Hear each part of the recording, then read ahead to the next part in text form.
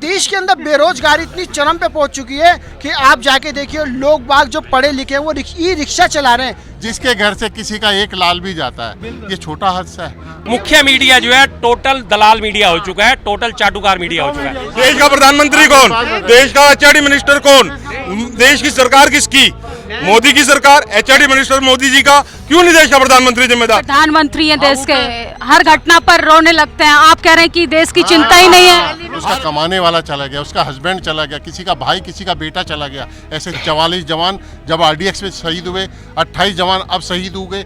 ये छोटे मोटे हादसे, एरोप्लेन क्रैश हो गए, इसको आप कैसे छोटा मोटा कैसे? मोदी जी का तो परिवार ही नहीं है, देश के लिए समर्पित है। जिन्होंने अपना परिवार छोड़ दिया, उनका क्या परिवार होगा? वो देश इस अटैक के ऊपर क्यों नहीं मोदी जी जिम्मेदार? जहाँ पे एक चिड़िया पंख नहीं मार सकती, वहाँ 300 किलो आरडीएक्स लेके एक गाड़ी अंदर घुस जाती है। हर घटना पर रोते हैं, हर घटना पर झूठ बोलते हैं, हर मिनट में झूठ बोलते हैं। दर्द है, दिल से दर्द है इस देश के लिए।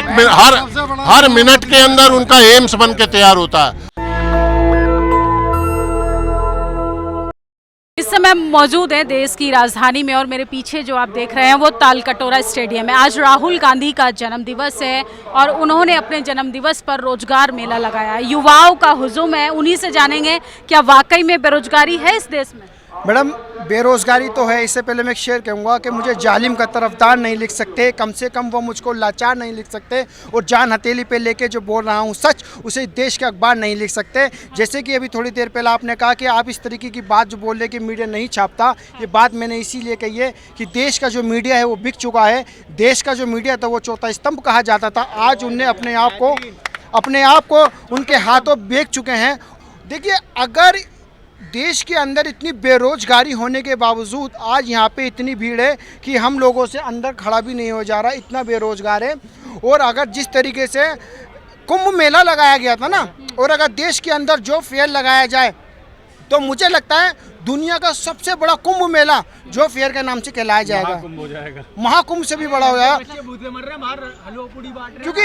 क्योंकि देश के अंदर बेरोजगारी इतनी चरम पे पहुंच चुकी है कि आप जाके देखिए लोग बाग जो पढ़े लिखे हैं वो ई रिक्शा चला रहे हैं। जिसके पास कोई काम नहीं है वो ई रिक्शा चला रहा है। मैं ऐसे लड़के दिखा दूंगा, ग्रेजुएट, बीए पास, 12वीं, जो रिक्शा चला रहे हैं, बाहर रेडी पट्टी का काम कर रहे हैं। अगर आप उनसे पूछोगे आप इतने पढ़े लिखे, जॉब ही नहीं है, क्या करें मैडम? जॉब बिल्कुल भी, आप लोगों के अंदर स्किल्स की कमी है। सरकार कहती है ना आत्मनिर्भर बनिए, तो मैडम उन्होंने बोला ना पकोड़े, उन्होंने बोला ना पकोड़े तलिए। अब आप ये बताइए, ग्रेजुएट पकोड़े तलेगा? 2022 में टीजीटी पीजीटी असिस्टेंट प्रोफेसर की भर्ती आई थी यूपी में। 2025 हो गया है, अभी तक जो है एग्जाम नहीं हो पाया है। बार बार डेट आती है, बार बार कैंसिल हो जाती है। जाके अगर शिक्षा सेवा चयन आयोग में पूछिए तो सचिव के पास जवाब नहीं रहता। वो कहते हैं केवल अध्याचन आएगा, करेंगे, और अभी तक कोई स्पेसिफिक डेट नहीं है कि कब होगी। मैम, इतने गवर्नमेंट एग्जाम होते हैं, बंदा फार्म भरता है, 1 जनरल वाले तो 1000 रुपये आराम से लगते हैं, सही है, कैंसिल हो रहे हैं, पैसे रिफंड नहीं है। आम आदमी वो पैसा तो गवर्नमेंट के पास जा रहा है, कहाँ जा रहा है? नेताओं की जेब में जा रहा है। देश के विकास के लिए लग रहा है पैसा। हमारा तो उनसे विकास हो रहा है मैम। देखिए, पहले वो हमारा विकास कर लें, बाद में देश का विकास, क्योंकि जब तक देशवासियों का विकास नहीं होगा। कोरोना टाइम में इतना फंड आया था, मोदी जी ने फंड में केयर फंड आया था, कहाँ गया वो? प्रधानमंत्री में गया। बताइए सर, क्या कहेंगे? बेरोजगारी सचमुच है देश में, सरकार को बदनाम कर रहे हैं। नहीं, बेरोजगारी नहीं होती अगर तो इतना करोड़ों आदमी, करोड़ों युवक यहाँ पे नहीं खड़ा होता। खाली दिल्ली के लोग खड़े हैं यहाँ पे अभी, और यूपी बिहार नहीं है यहाँ पे, सिर्फ दिल्ली के लोग हैं। और लोग सरकार को बदनाम कर रहे हैं। मोदी जी का जन्मदिन है, बेरोजगार दिवस, राहुल गांधी का पॉलिटिकल स्टंट है ये। किस चीज का पॉलिटिकल स्टंट है? एक मिनट, पॉलिटिकल स्टंट जब होता अगर यहाँ पे बेरोजगार लोग नहीं होते, इंटरव्यू के स्टैंड्स पे इतनी भीड़ नहीं होती, इतना डाटा नहीं होता लोगों का, इतने यहाँ पे स्किल्ड लोग नहीं खड़े होते, तो ये स्टंट होता पॉलिटिकल। लेकिन आज ये पॉलिटिकल स्टंट नहीं है, ये युवा कांग्रेस और दिल्ली कांग्रेस ने राहुल गांधी के जन्मदिन पे दिल्ली के लोगों के लिए एक तोहफा दिया है कि हमने यहाँ पे एक मेगा जॉब फेयर लगाया, जिसको कि यहाँ पे लोगों ने हाथों हाथ लिया, दिल्ली के लोगों ने उस जॉब फेयर को हाथों हाथ लिया है। और अभी मेरे एक भाई कह रहे थे सरकारी परीक्षा, अरे भैया सरकारी परीक्षा होती है तो वहाँ नकल के भांडे चलते हैं। यूपी बिहार में रोज एक स्कैम पकड़ा जाता है नकल के नाम पे। तो ये इसमें मोदी जी जिम्मेदार थोड़ी है, वहाँ का प्रशासन जिम्मेदार। क्यों नहीं है मोदी जी जिम्मेदार? देश का प्रधानमंत्री कौन? देश का एचआरडी मिनिस्टर कौन? देश की सरकार किसकी? मोदी की सरकार, एचआरडी मिनिस्टर मोदी जी का। क्यों नहीं देश का प्रधानमंत्री जिम्मेदार? इस अटैक के ऊपर क्यों नहीं मोदी जी जिम्मेदार? जहाँ पे एक चिड़िया पंख नहीं मार सकती, वहाँ 300 किलो आरडीएक्स लेके गाड़ी अंदर घुस जाती है। ये कौन जिम्मेदार उस चीज का? छोटे मोटे हादसे होते रहते हैं। हादसा नहीं है यहाँ किसी के सेना की मर्जी के बाहर चिड़िया पर नहीं मार सकती। कैसे कह रही छोटे मोटे हादसे? मैडम वहाँ पे कितना हमारा सैनिक मारा गया? आप एक बात बताइए, जिसके घर से किसी का एक लाल भी जाता है, ये छोटा हादसा है? उसका कमाने वाला चला गया, उसका हस्बैंड चला गया, किसी का भाई किसी का बेटा चला गया, ऐसे 44 जवान जब आरडीएक्स में शहीद हुए, 28 जवान अब शहीद हो गए। ये छोटे मोटे हादसे हैं। एरोप्लेन क्रैश हो गए, इसको आप कैसे छोटा मोटा कह सकते हैं? मोदी जी का तो परिवार ही नहीं है, देश के लिए समर्पित है। जिन्होंने अपना परिवार छोड़ दिया, उनका क्या परिवार होगा? वो देश जिन्होंने अपना परिवार छोड़ दिया, उन्होंने अपना एक एफिडेविट दिया रखा है कि उनकी वाइफ है, उन्होंने अपना परिवार ही छोड़ दिया, तो क्या वो देश के लिए समर्पित होंगे? मैडम आपने कहा मोदी का परिवार नहीं है। इस समय देश का गार्जियन मोदी है। ये जितने 140 करोड़ 42 करोड़ लोग हैं, ये मोदी का परिवार थे। मोदी को चाहिए था मेरे इस परिवार में कौन भूखा है, किसको रोजगार चाहिए, कौन परेशानी में, किसका घर टूटा हुआ है, किसका घर टूटा तोड़ा जा रहा है, किसको पुलिस परेशान कर रही है, ये किसकी जिम्मेदारी है? आज मैं अपने घर का मुखिया हूँ, अगर जो मेरे घर के अंदर, एक मिनट बेटा, मेरे घर के अंदर अगर जो मेरे परिवार में कोई परेशानी है, दुखी है, सुखी है, तो वो उसकी जिम्मेदारी मेरी है। यदि मैं उस जिम्मेदारी को नहीं लूंगा तो आप बताइए कौन लेगा? क्या मोदी को अपने ठाट बाट से ही मतलब है? रोज कपड़े बदलने बस? सबसे भावुक प्रधानमंत्री हैं देश के, हर घटना पर रोने लगते हैं। आप कह रहे हैं कि देश की चिंता ही नहीं है? हर घटना पर रोते हैं, हर घटना पर झूठ बोलते हैं, हर मिनट में झूठ बोलते हैं। दर्द है, दिल से दर्द है इस देश के लिए। हर मिनट के अंदर उनका एम्स बन के तैयार होता है, हर मिनट में वो एम्स बना के तैयार करते हैं। ऐसा आदमी हमें नहीं चाहिए। हमें वो आदमी चाहिए जो सच्चा बोले, लोगों की भावनाओं से ना खेले।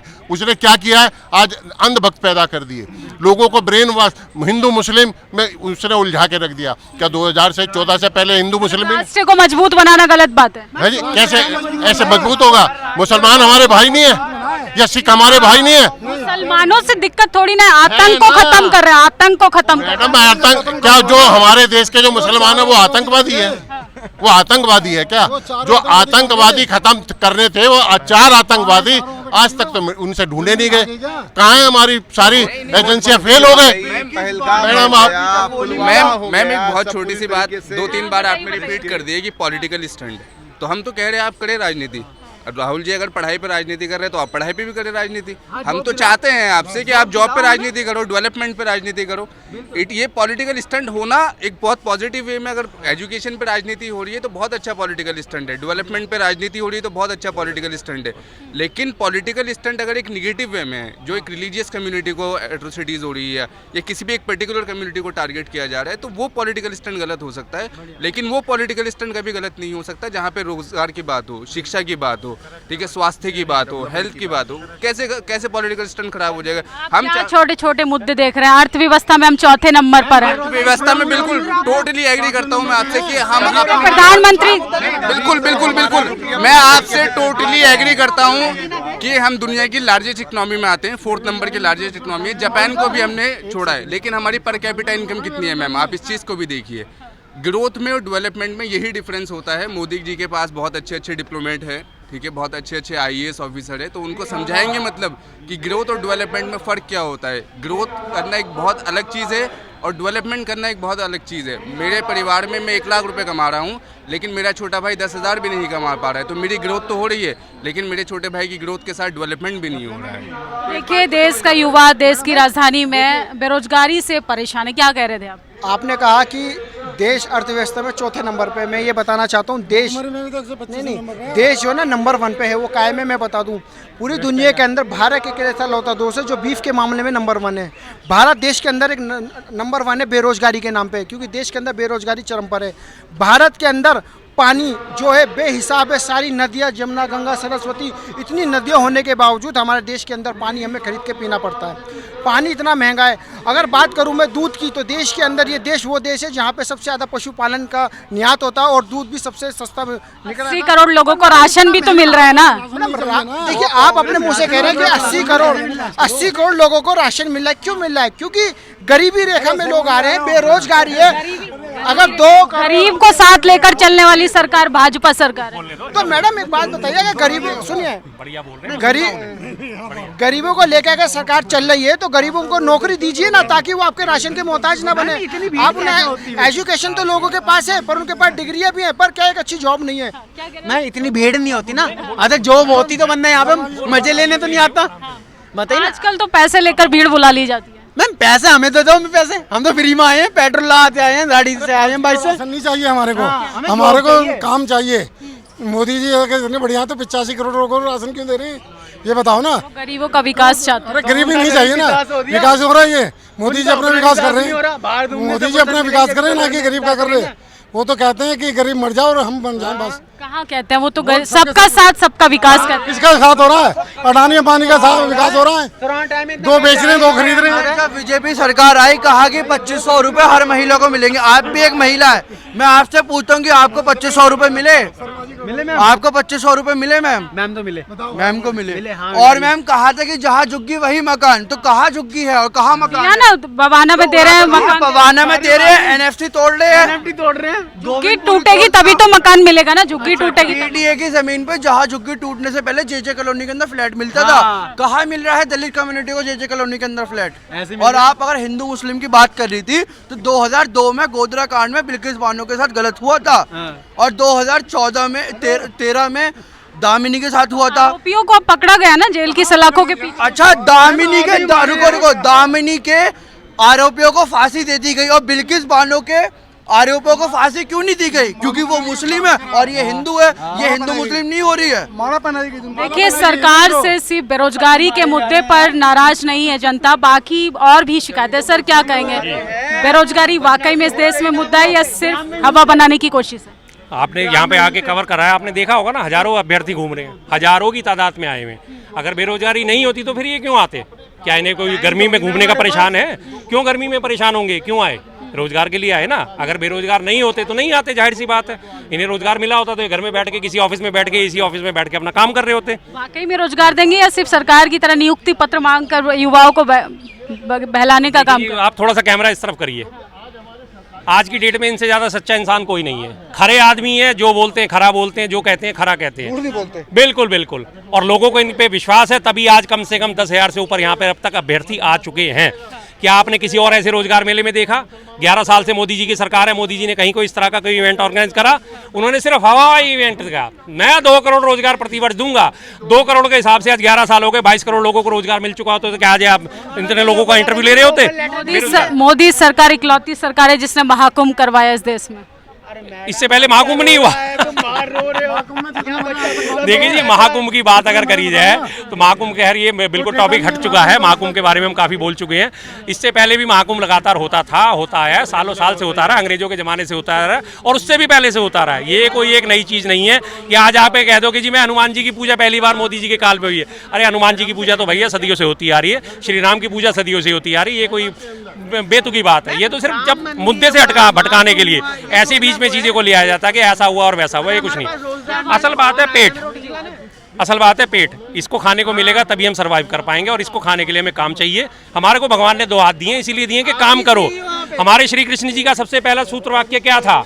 सबसे पहला सूत्र वाक्य क्या था? कर्मण्येवाधिकारस्ते मा फलेषु कदाचन। कर्म किए जाओ, फल की इच्छा मत करो। कर्म करने के लिए उसने हमें 2 हाथ दिए, तो इन 2 हाथों का इस्तेमाल तो करिए, इन 2 हाथों को रोजगार तो दीजिए।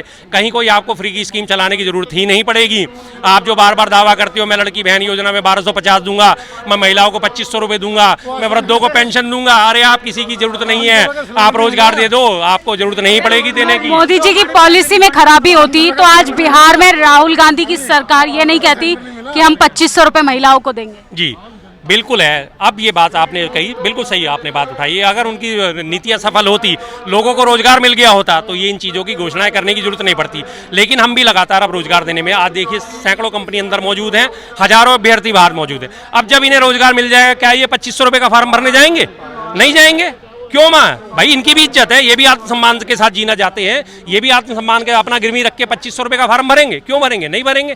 इनके घर में पैसा आना शुरू हो जाएगा, कौन जाएगा? आज मेरे घर में ठीक है, भगवान की दुआ से मेरे घर पास सब कुछ है, मैं किसी भी फ्री की स्कीम का कोई लाभ नहीं उठाता। ना मेरे घर बिजली फ्री का सिस्टम है, ना मेरा पानी फ्री का, ना मुझे DTC की कुछ नहीं चाहिए मुझे, मैं हर चीज़ का पैसा भरता हूँ। इतनी सारी शिकायतें हैं, देश की राजधानी में भाजपा सरकार आ गई है, अब डबल इंजन नहीं ट्रिपल इंजन सरकार हो गई है। अगर कमियां होती तो ऐसे सत्ता में थोड़ी ना। ठीक है जी, बात सही है कि कमियां हैं, सत्ता में नहीं आई, लेकिन सत्ता में क्यों आई? मिसगाइड करके लोगों को बेवकूफ़ बनाया गया, लोगों को जो है लालच दिए गए, लोगों के साथ हिंदू मुसलमान करा गया और लोगों को झूठ बोला गया।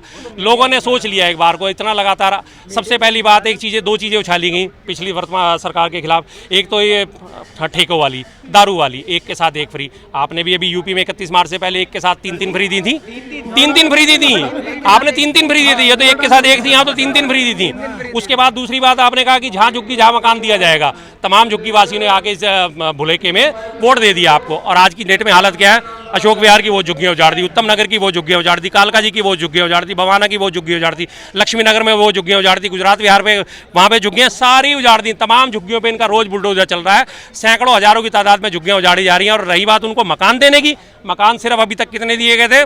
जो इलेक्शन से पहले मोदी जी ने 1675 फ्लैट अशोक विहार में बनाए गए थे, उनमें से 150 लोगों को मात्र चाबी दी गई थी। और मैंने तभी तमाम मीडिया से अपील करी थी कि जब ये इवेंट ऑर्गेनाइज हुआ है और इसके बाद जब ये चुनाव खत्म हो जाएगा, एक बार वहाँ जाके ग्राउंड रियलिटी चेक करना। तमाम चैनल वहाँ पे पहुंचे, ग्राउंड रियलिटी के हिसाब से 8 मंजिल वो मकान बनाए गए हैं। 8वीं मंजिल पे ना लिफ्ट जाती है, ना वहाँ पे पानी चढ़ता है, बिजली वहाँ पे घंटों घंटों गायब रहती है। एक बाल्टी पानी झुग्गी में रहने वालों को पक्का मकान मिल रहा है, यही बहुत बड़ी तरक्की है। मैडम मैं आपको बुरा मत मानिए, मैं आप पत्रकार है, मैं आपको 8वीं मंजिल पे मकान दूंगा, लिफ्ट आपको दूंगा नहीं, बिजली वहाँ पे आएगी नहीं, पानी वहाँ पे चढ़ेगा नहीं, और पानी लेने आपको नीचे एक बाल्टी भर के पानी लेके 8वीं मंजिल पे जाना पड़ेगा। कितनी बार आप सर्वाइव कर लोगे? स्वास्थ्य की भी तो चिंता कर रही है सरकार। स्वास्थ्य की चिंता ऐसे करेगी, 8 मंजिल रोज ऊपर नीचे उतरो। कितना बढ़िया स्वास्थ्य की चिंता। सवाल पर आते हैं सर, वाकई में देश में ये सारी समस्याएं हैं, क्योंकि बिहार का चुनाव सर पर है, देश के प्रधानमंत्री लगातार दौरा कर रहे हैं, कांग्रेस पार्टी भी इन जरूरी मुद्दों को उठा रही है। जी बिल्कुल, बेरोजगारी है, देश में समस्याएं को अंबार है, देश में समस्याएं भरी पड़ी हैं। आज डेट बात करिए बेरोजगारी में, आपने देख लिया रोजगार मेला सिर्फ एक लगा है, सिर्फ एक राहुल गांधी जी की बात पे यकीन करके आज हजारों अभ्यर्थी यहाँ मौजूद हैं। उन्हें पता है आने वाले टाइम में, अभी मैं आपसे साफ साफ खुला चैलेंज देता हूँ, अभी 17 सितंबर को एक और बेरोजगार दिवस आएगा, उस दिन देख लेते हैं कितने मेले ऑर्गेनाइज होते हैं, कितने लोगों को नौकरी दी जाती है।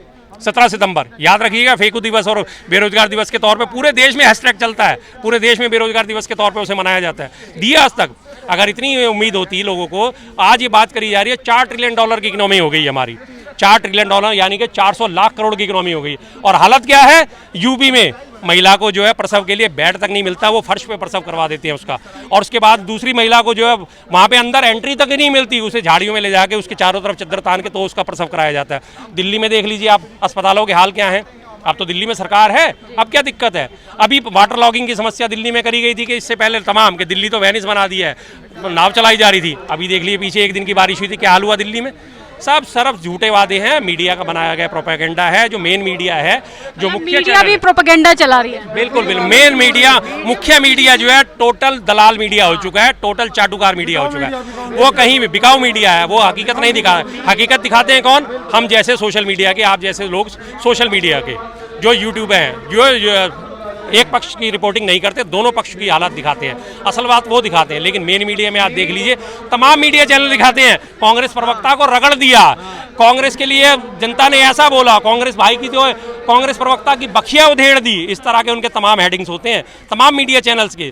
प्रवक्ता तो बीजेपी का वहाँ बैठा होता है, उसके साथ में 4 राजनीतिक विश्लेषक बैठे होते हैं, और 5वां प्रवक्ता जो होता है वो चैनल का एंकर होता है, जो कभी गलतियों को स्वीकार ही नहीं करते हैं। किसी भी मुद्दे पे आप बात करके देख लीजिए, हर मुद्दे पे सरकार फेल है, लेकिन मीडिया ने ढोल पीट रखे हैं कि नहीं, शानदार शानदार शानदार शानदार। तो देखिए, आज देश का युवा बेरोजगारी से इस कदर परेशान है कि अगर देश का टीवी अखबार ये तस्वीरें दिखाता तो शायद सत्ता में तीसरी बार मोदी सरकार नहीं आती। आपकी क्या प्रतिक्रिया है हमारी खबर पर? अपनी नेशनल दस्तक की आपसे गुजारिश है कि अगर इसको बचाना चाहते हैं तो नेशनल दस्तक को सब्सक्राइब करने के लिए रेड कलर के सब्सक्राइब बटन को दबाएं, फिर बेल आइकन की घंटी दबाएं।